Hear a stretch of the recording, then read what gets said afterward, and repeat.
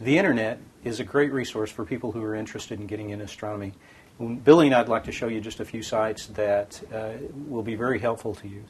One that we go to every day here at Dyer Observatory is the Astronomy Picture of the Day. The Astronomy Picture of the Day puts up a new image that relates to space science or to astronomy, and some of the groundbreaking things that are happening in astrophysics are posted on the Astronomy Picture of the Day. Today's Astronomy Picture of the Day is concerning the avalanche that was on Mars earlier this year. And if you follow the text links below, it will explain everything that you could possibly want to know about that subject. So Astronomy Picture of the Day, if you do a search on Google or Yahoo or one of the search engines, that will come up. It's a very popular site. Another site that you'll find very interesting is a site that tells us about satellite passes.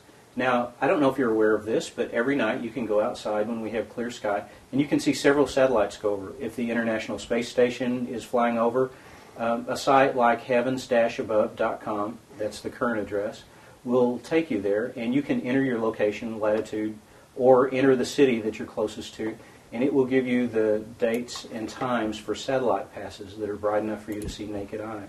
Billy, would you like to show us how you enter a city? Okay. There will be several options that you can use to select your location on the Earth. So under configuration, I typically will select from a database. And this is a database listing of virtually all the countries in the world with all the major cities, as well as quite a few of the minor cities as well. So once you pick the country that you're in, you enter a search string for your city. So I'll do our current city, and then it'll give you a listing of all the cities that it came up with that matched your name, and then you simply find the correct one.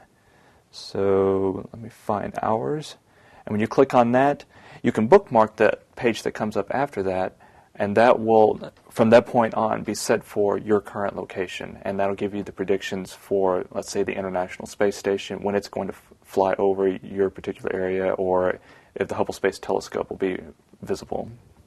There are also just general satellites, so they may be communication satellites, pieces of rocket bodies. Those are also listed, and they go down to a pretty dim magnitude, so even if the satellites are pretty faint, they'll still list them.